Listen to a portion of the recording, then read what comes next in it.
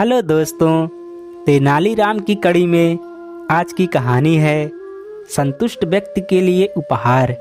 आइए शुरू करते हैं। एक दिन तेनालीराम बड़ी प्रसन्न मुद्रा में दरबार में आया। उसने बहुत अच्छे कपड़े और गहने पहन रखे थे।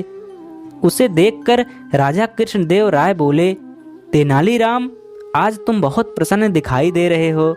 क्या बात है? महाराज, कोई खास बात नहीं है। तेनालीराम प्यार से बोला। नहीं, आज मुझे तुम कुछ अलग लग रहे हो। वैसे एक बात है, जब तुम मुझे पहली बार मिले थे तब तुम्हारा व्यक्तित्व बहुत साधारण था।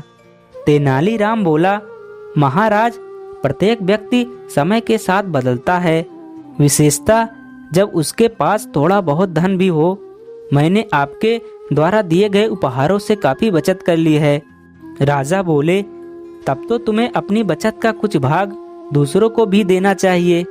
तेनालीराम बोला, महाराज, अभी मैंने दूसरों को देने के लायक पर्याप्त बचत नहीं की है। यह सुनकर राजा ने तेनालीराम की दान न करने की प्रवृत्ति के लिए उसे काफी लताड़ा।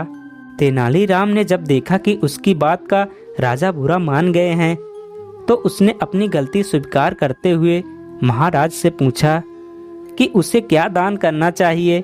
तेनाली, तुम एक भव्य घर बनवाओ और उसे दान दो, इससे तुम्हें प्रसन्नता होगी, राजा ने कहा। तेनालीराम ने राजा की बात मान ली। अगले कुछ माह तक वह एक भव्य मकान बनवाने में व्यस्त हो गया। जब वह भव्य मकान बनकर तैयार हो गया तो तेनालीराम ने मकान के ऊपर एक तख्ती टांग दी, जिस पर लिखा था, यह घर उस व्यक्ति को दिया जाएगा जो अपने जीवन में मात्र उतने में ही प्रसन्नता महसूस करता हो जितना उसके पास है। कई लोगों ने इस तख्ती को पढ़ा, परंतु कोई भी मकान लेने नहीं आया।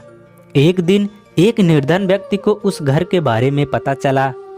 उसने सोचा कि क्यों न वह उस मकान को प्राप्त करने की कोशिश करे। यह सुनकर वह तेनालीराम के घर पहुंचा।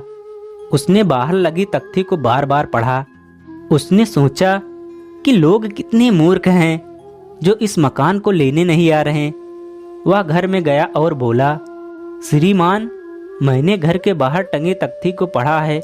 मैं दावा करता हूँ कि मैं सबसे प्रसन्न व संतुष्ट व्यक्ति हूँ, अतः मैं इस मकान का अधिकारी हूँ।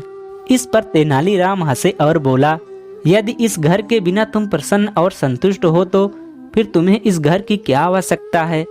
और यदि तुम्हें आवश्यकता है तो फिर तुम्हारा दावा गलत है, क्योंकि अगर जो कुछ तुम्हारे पास है तुम उससे संतुष्ट हो तो तुम्हें इसे क्यों मांगोगे?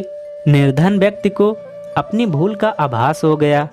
उसके बाद उस मकान को मांगने के लिए कोई नहीं आया। अंत में तेनालीराम ने सारी कथा राजा को सुनाई।